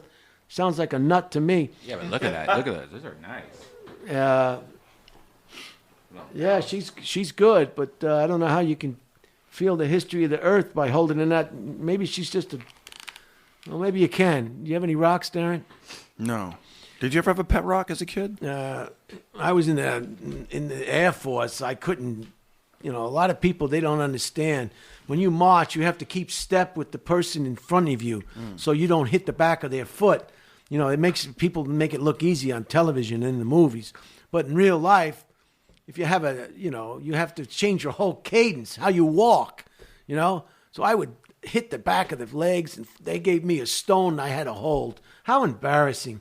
Basic training in the Air Force, And the stone is like, this person's a F up. At this point, I knew I wouldn't be a fighter pilot. So I had to hold a stone in my right hand to keep me in step. Anyway, they kept me in the barracks during the ceremony where they had a contest. Oh. And they came back and they lost. They came in last place without even me being there. They came in. Did you want to throw that stone at them? Squadron 3702. 3702. Lackland Air Force Base, 1980. I was in basic training when I got the news that John Lennon had been shot. Wow. And that was bad news. And I didn't buy any Beatles albums, but he was a special person. Yeah. Shot dead, John Lennon. Oh my God. December something. I was in basic training. Yeah. December 3rd till I don't know, 6 weeks I think it was. Always threatened to recycle you. Eating your chow fast. Chow runner, go! Chow runner, go! And then, I used to, you get 50 guys trying to go up a stairwell at the same time, and I would just make cow noises. Moo! Moo! I still do it today at sporting events. Moo! If baseball ever comes back, do this. This is the greatest fun I've ever had at a baseball game in my life. My sister Sue and her husband came out. We went to the Dodger games, got great seats, spent a little money, got up close. You take your own baseball to the game. Oh. And every time there's a foul ball, you get up and you act like you caught the foul ball. And you go nuts, because these people go nuts. It's like it's like they never saw a baseball before in their whole life. They go nuts. And that's what you do. Every time there's a foul ball, you get up and you scream and you look around and you wave. I got it. And you go nuts with this Who foul wants ball. It here, kid? You want it? Now, some people are not going to get it, and they're going to say, oh, that guy's an asshole. Oh, look at that idiot. Yeah. And this is another thing what we talked about. This is humor for people who get it, not for people who don't. When I was leaving after the game was over, people were coming up to me going, hey, you made someone's day. It's awesome. It was fun. That's awesome. Because you see the jackasses who catch these foul balls. It's like they they caught the Fabergé egg. It's a baseball, you retard. It's a baseball. It has no meaning whatsoever. That's awesome. But you do it. I'm surprised. It'll be the funniest thing because everybody looks where the foul ball went, and if it's far away, they can't see it up close what's happening. So you give it to them for that. But I guarantee you'll have a ball. That's cool. But you got to really commit. You got to commit like Sherry Shepherd commits in her comedy show. You got to commit. I want to see video of this. We got to film Brian doing that sometime. I would love to see that. I did it just like these idiots do. They just go nuts. It's like they caught a moon rock or an asteroid, And you got to commit, though, because if you don't commit, then you can't go half go. It's like you committed on the Tonight Show. Yeah. You committed. You committed. I got a question Even though you were shitting in your pants, you didn't let the audience know. Exactly. You don't let them know. Yeah, there was actually a moment there as I'm doing, I was almost done, and in my mind I went, just real quick, I went, wow, I did great. Oh, shit. He's got a long chin, though, doesn't he? Yeah, he does. And I'm like, it's not over. I got a minute left. Don't mess up. He could get things out of corners of rooms with that chin. He could, get things out from underneath a coffee table with that chin. Hey, I got a question for you about the marching in formation. Is there a trick to it? Like, is there a tip? What do they tell you? How do you got to get in? You got to get in step. You got to get in step, and then you got to keep that step. If you start daydreaming about Wendy's hamburgers or something, you're gonna get out of step. You got to stay in step, and then once if everybody's in step and they see one retard who's not in step, they give you the rock in the hand. They say, "Go back to the barracks. You're a retard." So it's embarrassing. So this crazy woman writing animals on, which chooses her as much as she chooses. She will then hold the rock in her palm to feel the history of the earth and that the stone has silently witnessed. And she talks to it as she paints. Demand for the stones have been intense, with each one selling quickly after she puts it up for adoption. Yeah, she's a nut. Hey, adoption, that's me. That's messed up. I don't want to get into that. I got some thanks for blowing that over. Talking to me about that. They figured some people thought I was a little bit rough on you. But most of my listeners are not adopted. Let's face it. Most people in high school, how many people do you know were adopted? They probably didn't say anything. It's just embarrassing. I don't even know why you would bring it up. You're not ashamed of yourself? Nah, earlier when you were like, I bet you Chris Rock's last name isn't really Rock, I thought, oh, yeah, man, my name isn't really Carter either. I'm adopted, but I let it go. But, hey, it's all good, man. If you're sick, get some help. Let's go to a counselor or something. What if I just pay you on Venmo? Venmo. My counselor's Brian Holtzman. Venmo. He made me hold this rock. A Florida television reporter working remotely from her parents' kitchen was delivering a news report when her father walked into the live shot while pulling a T-shirt over his bulging... It is. In a lot of ways, it is, Dude. It's just like a horrible thing, well, that's my half brother or some kind of nonsense. I know. Step. I don't know why they have to say, just say father. As soon as you say stepdad or stepmom, it just sets up the whole diagrammatic to say it's just sort of less than. Yeah. This is my step below mom. This is my stepdad. Just say dad or mom. You don't have to say step. It's like when you say step, that means somehow you don't like them. Yeah. It's my brother. I know. And then they'll call strangers brothers. This one friends. I saw on Instagram. This big fat guy walked in while she was reporting and was putting on his shirt, and she said, "Holy crap!" And Lang shouted, the broadcaster, Grampley ended. Lang tweeted the caption. Who cares about that story? I think we're making progress with this. Yeah. How are we doing on time, Redban? Good. We got some more time? Sure. Some doctors and health experts believe that coronavirus tests are now in use may be inaccurate, with up to a third of the negative results turning out to be false negatives. What does that mean, Redban? False negatives. You're lucky you don't have to go to the VA. You got this guy's great. He goes over to his friend's house, Joe, there, and he gets a physical examination, a coronavirus test. Man, this guy's living a life, man. Well, I guess a lot of those tests, especially the nasal one, where they're scooping mucus off the back of your throat, they could easily not get the right, side of it or something . But the new ones, like the one that we took, just came out, I guess, Friday, and it uses blood. Wow, so it's a lot more accurate. Oh, my God. So, yeah, enough of that. I don't want to. America's food banks are seeing overwhelming demand with lines up to a mile or more as unemployed Americans scramble for something to eat. Meanwhile, 2/3 of food banks are seeing diminished donations as supermarkets have little to no surplus inventory to contribute. Alcohol and cannabis sales are soaring amid the pandemic. Alcohol sales went up 55% during the week ending March 21st, with online sales up 243%. We need Michael Lear here again to explain this percentage. Cannabis e-commerce platform Jane Technologies reported the average revenue at its 1,300 stores up 52%, 130% since January. A lot of percents in that article. My eyes just glaze over when I start seeing. I need real numbers, like the Titanic. I need real numbers. 1912, something like that. You know. Well, the numbers of people that perished, the number of people. Real hard numbers. This percentage is like crazy. You know, it's just I can't put my finger on it. I don't want to put my finger on it. Right. About 150 flight attendants have tested positive for the coronavirus, and hundreds many more have been exposed, says the Association of Flight Attendants, CWA, which represents 50,000 flight attendants. The union has asked the Department of Transportation to shut down all leisure air travel. Good luck with that. Okay, we're moving right along. Here's some business news. Unemployment claims hit a record 6.6 million in the last week of March, close to double most economics forecasts. Payrolls fell for the first time in March after 113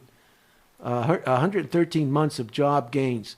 See, here's another one. 113 months of job gains. Wouldn't it be able to just, instead of saying 113 months, 2 years and so-and-so, or 4 years and so-and-so? Yeah, why we got to do the math? Now I got to figure out what 113 months is. 12 times. Okay, three dwarfs did headstands on the carpet. 23 dwarfs did 23 handstands on the carpet. 23 dwarfs did. That's from that movie. Yeah. The world's richest 500 people have lost a combined. Here's for the rich people that you so desperately feel sorry for.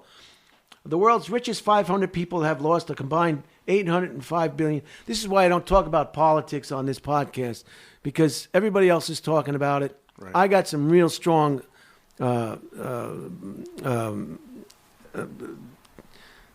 me. Opinions. Wi-Fi. You got thoughts. I got very extreme thoughts on this. Yeah. But I don't want to, I don't want my items of interest. I don't want my podcast to that's be. How I am too. Because it gets too dicey. It gets too negative. Everybody has their right to believe what they want.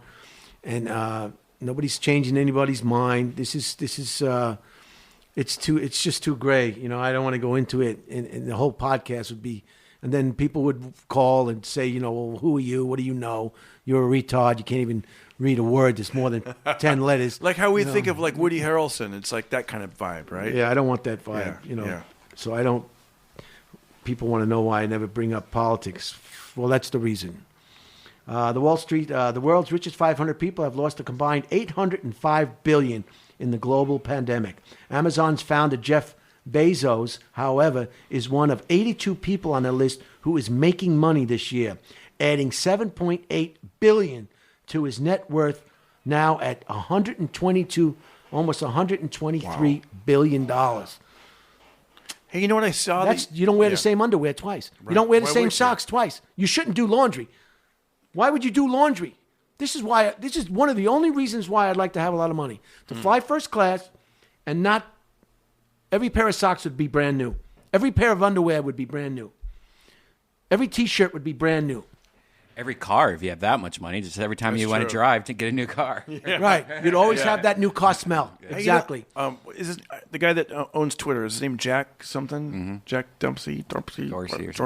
I saw that didn't he donate like a third of his wealth? Like, yes, that's one of the items of interest. That's coming up. Okay, cool. Spoiler. That's okay. That means you're aware of your surroundings. Yeah. You're writing a lot of new material while you're off? Not really. A little bit, but not really. How about you? So that's 20. I got this new bit I'm doing about, bringing my own baseball to the baseball games and acting nuts and stuff. I have one bit I'm working on with the Kennedys. They should lock them all up in a rubber room and feed them food underneath the door and tell them, you can't go out in public because you'll hurt yourself. China filed 58,990 international patent applications last year for the first time, beating out the United States. What a shocker. Which filed 57,840, according to the World Intellectual Property Organization. In Nevada, 206,000 casino workers have been furloughed or laid off, essentially shutting down Las Vegas. A year ago this month, 3.5 million tourists visited the Strip. Public transit systems face a shortfall of $36 billion in revenue this year. New York City Transit Agency alone may lose $6 billion. So far, 33 New York subway and bus workers have died from complications of the coronavirus. U.S. healthcare system cut 42,500 jobs, largely in medical offices. Not hospitals. In March, as the coronavirus epidemic forced providers to delay non-urgent procedures. Shares of Garnet have fallen 89.9% this year in a record low 60 cents per share. This week, the nation's largest newspaper chain, with 261 daily newspapers, including USA Today, has a market cap of just $89.7 million. Big numbers. This one is the one you talked about, Darren. CEO Jack Dorsey pledged to donate $1 billion of his wealth this week to coronavirus. This guy's into yoga. He likes to go on vacations. The board members don't like him too much because he's a little bit out of the box. They want to be able to control the CEO of a company. That's why if I had a company, I'd keep it private.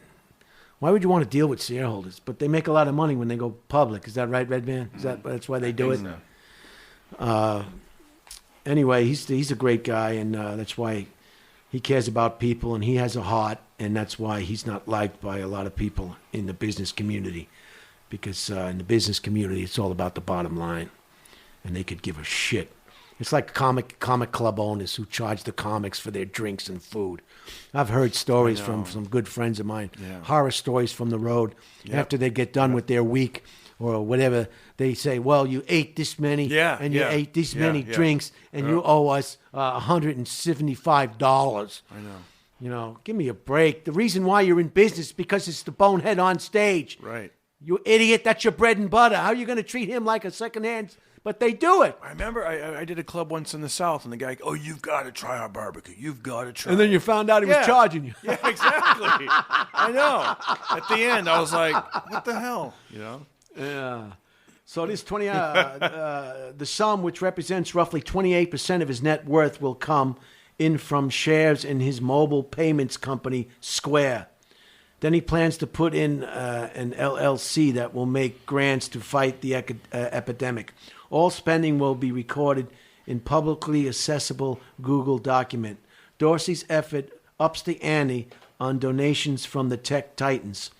For comparison, the $100 million that Amazon Jeff Bezos pledged to food banks amounts to just 0.08% of his wealth. So he's got to... Come on, Jeff, give us a little more.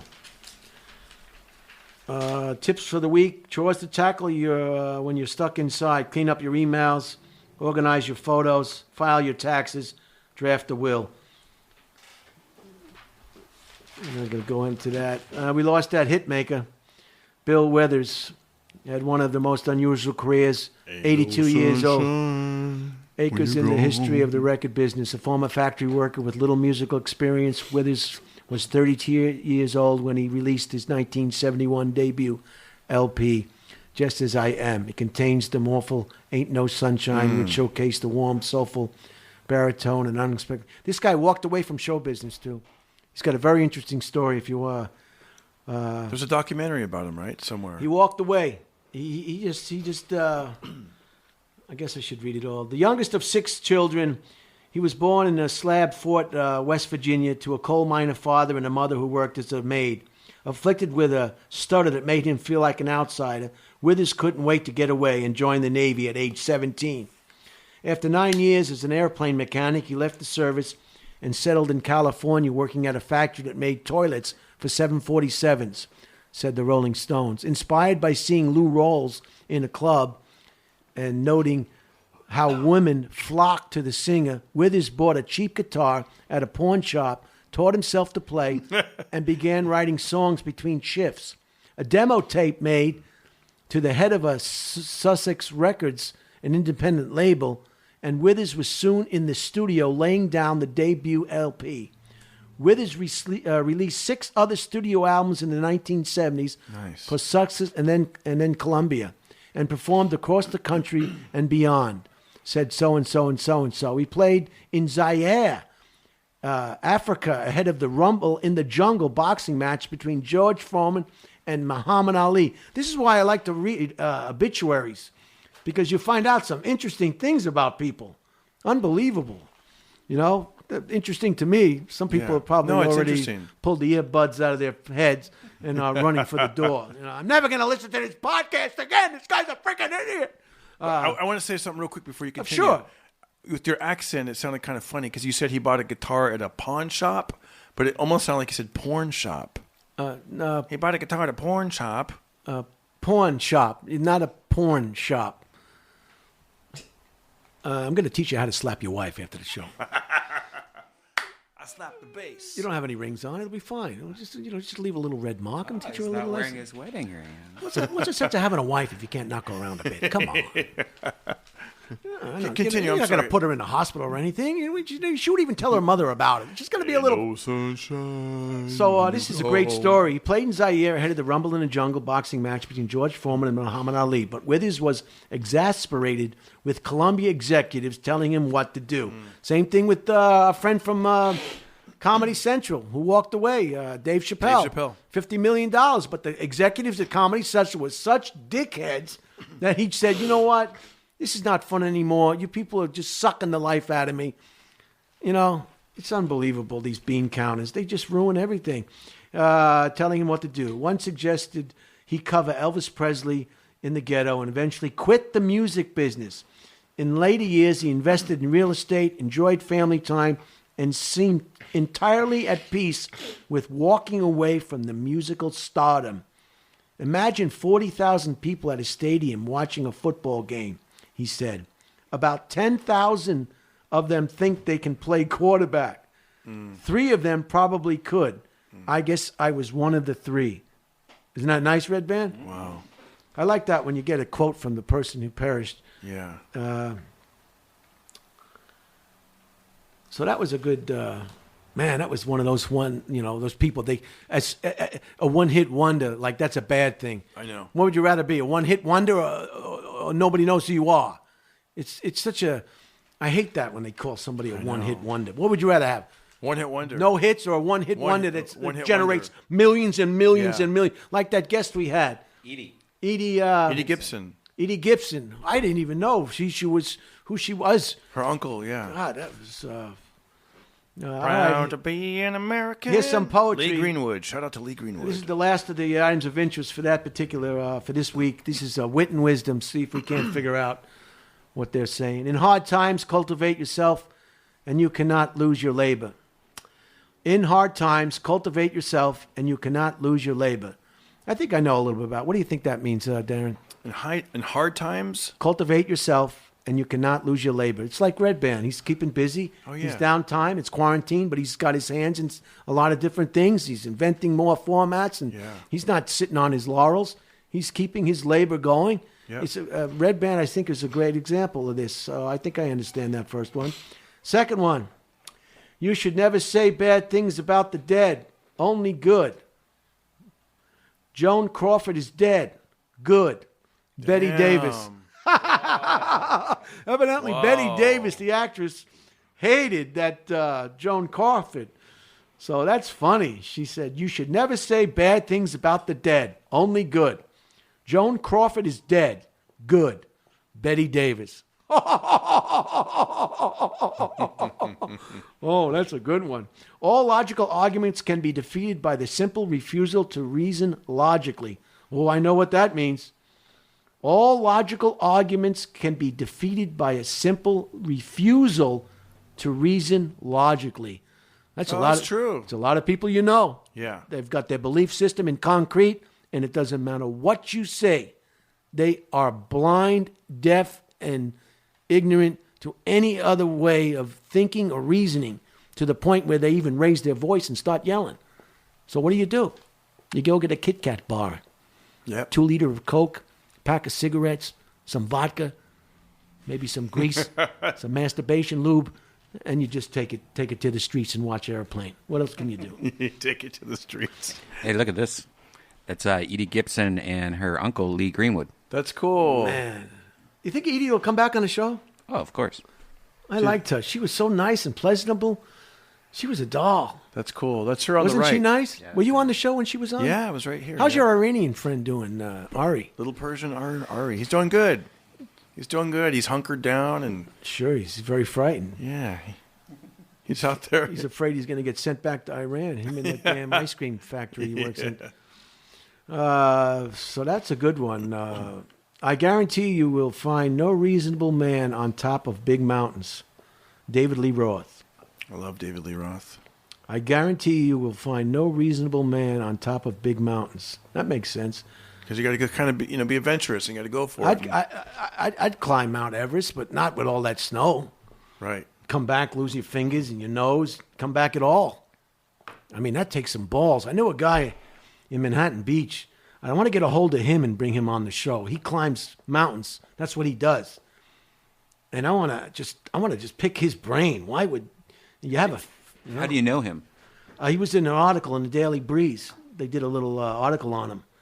And every time I knocked on his door in Manhattan Beach, he wasn't home. Or he's hiding. Like, there's that guy again knocking on my door. Why is it? I got to go climb Mount Everest to get away from him. I know. I just want to go. I mean, I got a lot of respect for people who do that kind of thing. You know, more than there's some dangerous stuff that you have no respect for because but that's something that just takes a lot of nerve and it's like astronauts. I have more respect for astronauts.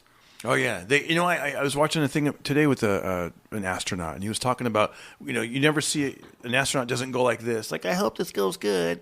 You have to have confidence, nerves believe. Of steel. Yeah, and the balls of the balls to get on top of a rocket and get blasted out of the atmosphere, land on the moon, and walk on the things that could go wrong. Look at all the things that go wrong when you get on an airplane. How many planes have you been delayed because of a mechanical problem? It's unbelievable. Look at the moon at night.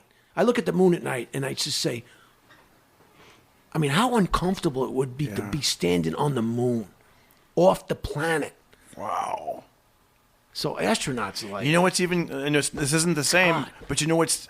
Man, it made me nervous just looking at it on my computer. These guys in like South Dakota, they climb these towers, these giant like TV antenna towers, and they're way up in the sky, and it's just them. And just nothing. No, I'm not talking about flat. that. But that would make you nervous. I bet if you. No, of course that would make you nervous. But I'm not talking. I don't. They have a harness. Yeah. They could have But a harness. You're still on the planet, Darren. That's bullshit. That's no comparison to getting on a rocket and going to another solar system. That's like saying working in the dumpster factories. Yeah. I want to shut you down on that. They're both respectable. But it's not the same. I know it's not the same, but well, take it back. Okay, I take it back. All right. Pretty scary though. You should look it up. I don't expect you to. You're going to go home and beat your wife after this performance tonight. No, I guarantee you. Speaking of astronauts, you ever been to the 10th story of a building? Anyway, I want to get that guy on the show and talk to him about climbing mountains. But I can't. You ever get lost? You ever get lost? You don't know where you are, and you get that sinking feeling. Yeah. Imagine being on the moon. Oh, I know. And there's people right now in the space shuttle. Really? I mean, not the space shuttle. But they're up there? The space house, the International Space Station. And they're watching all this BS happen on Earth? I just can't believe it. I mean, I just can't believe the nerve of these people to be in outer space when life is so short and you want to spend up there in that medieval... It's not like Star Trek up there. It's still in its infancy. You've seen pictures of the International Space. It's a shithole. It's like a handicapped bathroom times 20 or something. It's not high tech. It's not Star Trek where they're walking around and going to the Star Trek bar and having sex and, it's terrible. Star Wars bar. I'm into Star Trek now, just the original one. Not that was it was Captain Kirk. Yeah, that's the original one. I'm into it now. I was watching one the other day that somebody stole Spock's brain.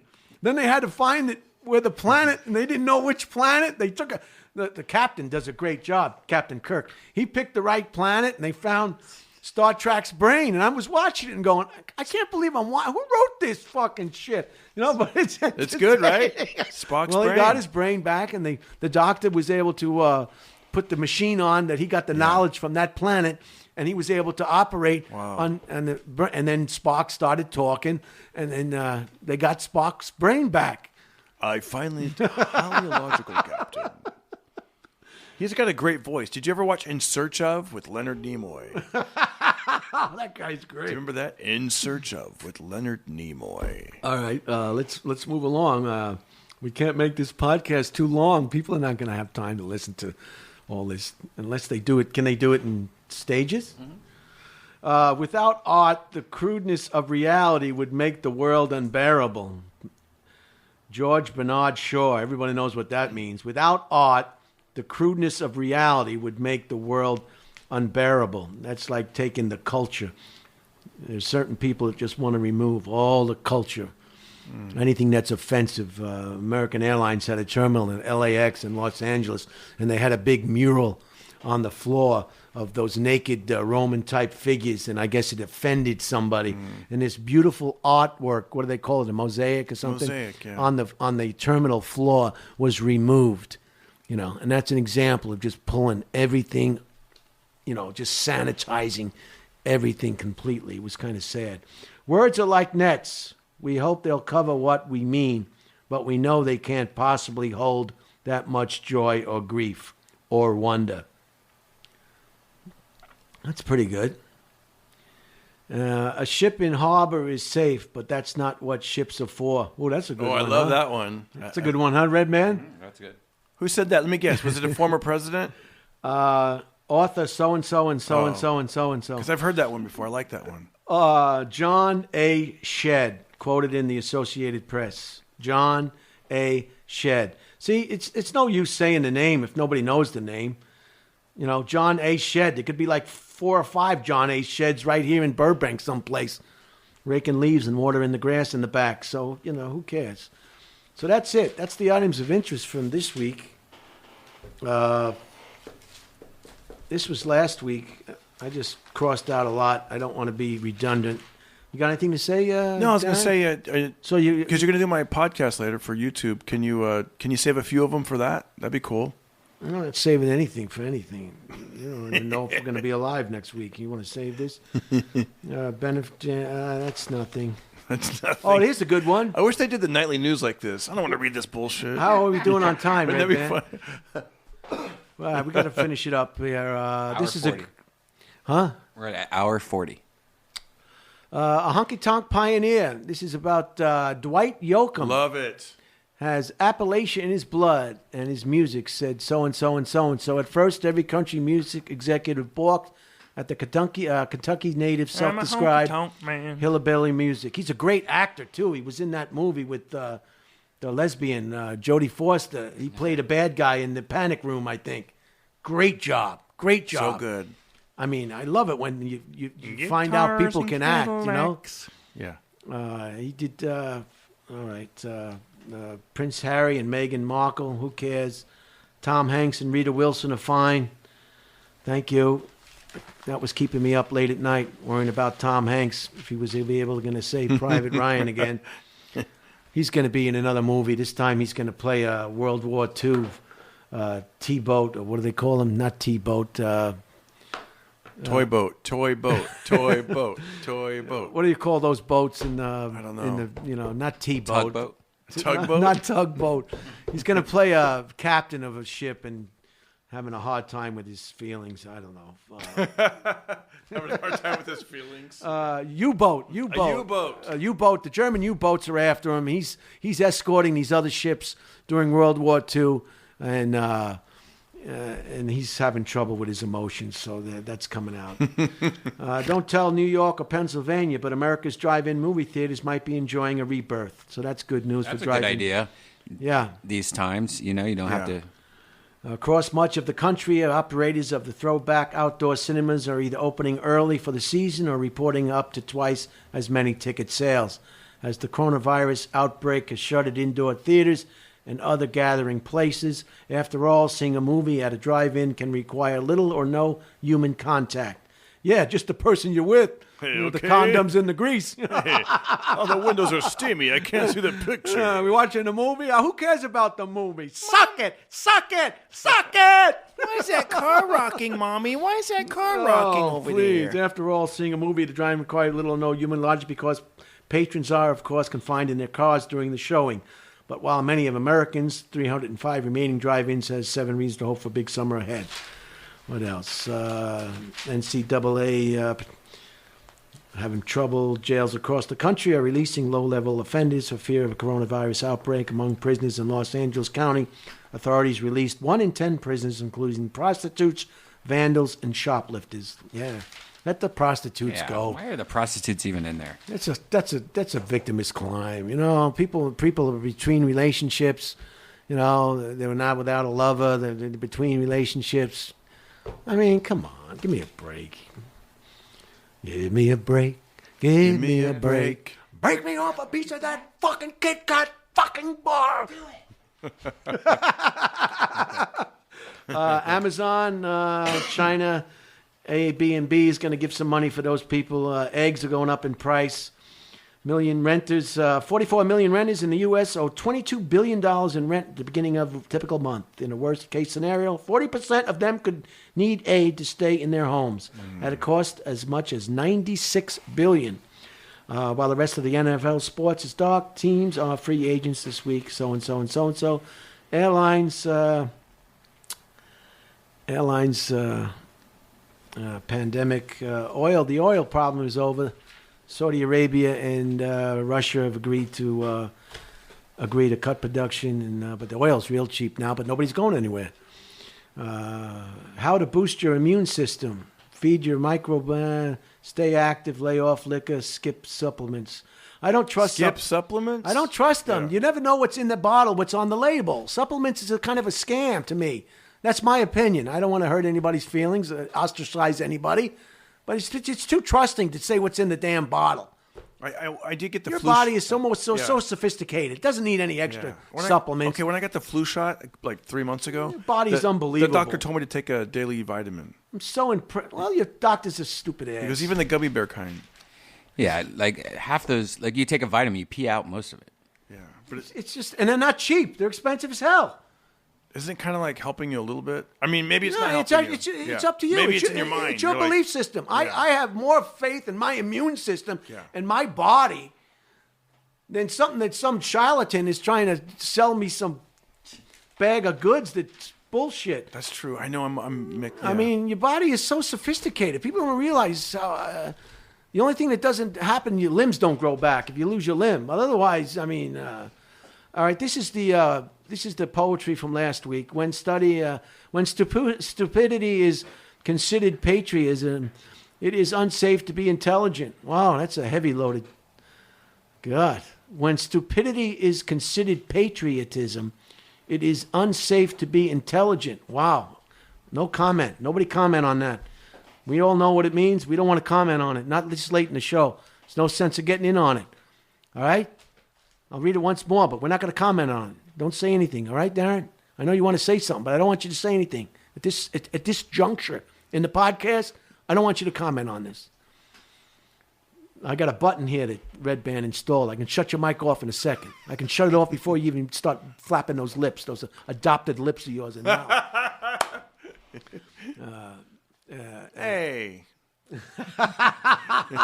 When stupidity is considered patriotism, it is unsafe to be intelligent. Anything can happen, but it usually doesn't. That's funny. Say that to somebody on a plane crash. Ooh. A mother's love for her child is nothing else. Is like nothing else in the world. It knows no law, no pity. It dares all things and crushes down remorsefulness all that stands in its path. Kind of long-winded. Sometimes the absolute most positive thing you can be in a boring society is completely negative. Sometimes the absolute most positive thing you can be in a boring society is completely negative. We don't have time to figure that one out. You can talk now. It was just that first one I didn't want you to talk about. Okay. If you know the enemy and know yourself, you need not fear the result of 100 battles. If you know the enemy and know yourself, you need not fear the result of 100 battles. That makes sense. This is that guy, Sun Tzu's. I think he wrote a book, The Art of War. The Art of War. I read that book. It was like it was kind of I wanted more of a clear message coming out of it. I really didn't get it.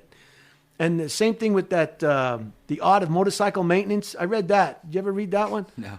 Oh, that one's crazy. Yeah. Did you read that one? I know about it. I think I checked it out at the library. You want to get a real book. After you read that book, it's like coming out of Pulp Fiction for the first time. You don't know what the fuck you just saw. I came out of that movie. I didn't know what I saw. I was so, I took it too literally, The Art of Motorcycle Maintenance. Oh, it was about a motorcycle ride and a special needs son and a father. And it was just, it was heavy. It was over my pay grade, Yeah. I give out 2 sheets and a pillowcase. I'm not a doctor at the fucking medical. Right. I'm not a college student. I'm a knuckle dragger. So he said, know your enemy, know yourself. I'm a dumpster diver. I'm a dumpster fire. You know the enemy. Okay. No man can think clearly when his fists are clenched. Ooh, that's a good one. And what that means. What that means is you never want to make decisions. And I've made this. I've had problems in my life. Everybody knows. Controlling my emotions. There's no doubt about it. But I'm working on myself.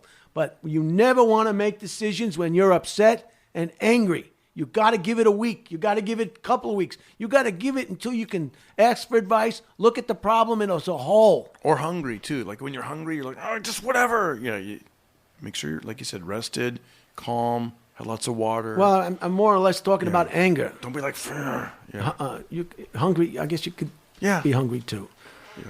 Yeah. Irritable. You'll be going on the road soon, huh? You Hopefully. Can't wait. No man can, okay. And the last one, although the world is full of suffering, it is full also of the overcoming of it. And this is from everybody's favorite little hot number, Helen Keller. Yeah, a lot of people think she was a prude. She was very, very hot. Just because she couldn't speak, hear, or talk, she didn't mean that she didn't like us rolling the hay. All the world is full of suffering. It is full also of the overcoming of it. Helen Keller. And that is it. I got a letter here I could read, but I don't know if maybe I'll save this for next week. It says, Dear Brian, under the terms of your contract with the studio, you are only committed to miss class for acting, extreme illness, or for a family medical emergency. You have missed class for reasons which are considered unexcused. Therefore, you will be put on probation for 1 month, beginning December 7th, 1994. And probation and continuing through February 18th, 1995. That's a long probation for a fucking acting class. Ew. The terms of your probation are that you cannot be late to class or a private. A private is when you do a private with another actor. One-on-one tutoring or something, right? Miss a class or private or cancel a rehearsal with your partner or you'll be dismissed from the studio. This was an acting class I took in Santa Monica, and they threw me out of the class. I gave them money, showed up, and found out I wasn't even in the class. Why were you missing classes?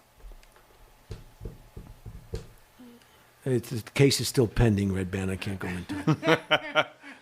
From that. So, so mysterious. Follow me. I don't know. I guess I missed the class for some reason. I don't know. I can't remember. It was 1994. Anyway, I wrote him an apology letter. Do we have time? Sure.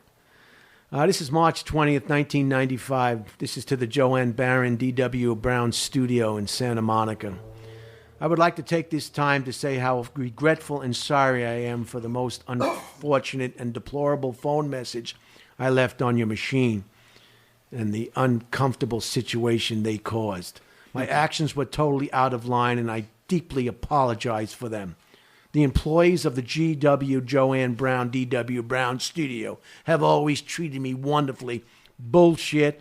And I hope they will forgive me for my outburst. Furthermore, I would like to apologize to you, Joanne, who have done nothing but good things for me and have helped me a great deal in my career. Bullshit. Do you have a sound for bullshit detective? Oh, yeah, it's a foghorn going, bullshit.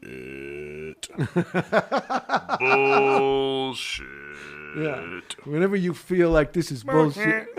As Helen Keller would say, this is bullshit. Here you go. Sign language. Bullshit. Bullshit. All right. Helped me a great deal in my career. I did say some things that were not true, and I am sorry for that. Joanne, I guess when I found out on March 8th, 1995, after giving the woman in the office, Jackie Versina, $100, that I was no longer in the school and that was not going to have my private lesson that day, that was the straw that broke the camel's back. I would not have come to school that day with $100 in my hand had I known I was dismissed from the school. They pissed me off, Redban. It was bullshit. I thought I had an understanding. I was in fact very wrong. Not being able to pay for school is one thing, but paying late, I think, is a different story. I guess I paid late. I guess it's because I paid late. The son of a. Is that her? Yeah, that's her. Sucker. She's still in business, huh? Oh yeah, she's still. It's for rich kids. It's for rich kids. They cater to the families who can afford. I mean, I was a working guy. I paid as much as I could, but I paid. I had to leave money for bar money. What was I going to use all the bar money to pay for the damn acting class? Right. So I guess the only good thing that can come out of this situation is perhaps you will review your policy concerning the way in which you collect school tuition in certain areas. So maybe what happened to me will not happen to another student in the future. This is 2-year program. This was my second year. I wanted to graduate. I couldn't even graduate. That was 26 years ago. Policy change or not, I will press on. I do take full responsibility for my actions and make no excuse for them. What I did was not professional or for that matter, very mature. I left a scathing message on their machine, and they recorded it and then called me up and said, we have you on tape, and we're going to process this to a lawyer. Just say you were acting. Yeah. Oh, I gave it. I was running a monologue. It was a triads. What is it? Triads. Come on, triads. You know, triads, not triads. Tryouts? Audition? When you're yelling at something, Tirade. Tirades, come on. It's a tirade. Sure you don't have coronavirus? I don't know. Tirades, it was a tirade of just screaming at him. I feel like a Jeopardy finalist. Cursing at him for like 20 minutes on their answering machine. That'd be awesome if they could send it to you. You could put it on the podcast. So anyway. I wish we had that. So everybody hang in there. This will hopefully next week you can come back. I don't think we're going to be able to get guests until perhaps mid-May or maybe at the end of May. Thanks for everything, Redban. Thank you. If you want to see me on YouTube, my YouTube channel is called The Holtzman Zone, and I upload all my Instagram. There's over 200 of them if you missed them, and you can play those. And go ahead, Darren. Same thing. I'm on the Pocket Party podcast, and on my YouTube channel, I have over 200 videos, and Brian has been nice enough to do my podcast, and don't forget to watch video. Kill Tony. It went out live last night, and it's up on the channel. Kill Tony. That's entertaining as all hell. Thank you, Darren. Follow Redban on Twitter. He's always keeping you updated on everything, man. He's one of the most interesting Twitters I've seen out there. And cool. Virtual reality. That's right. And thanks for everything. See you next time. Darren Carter, Party Starter. Peace.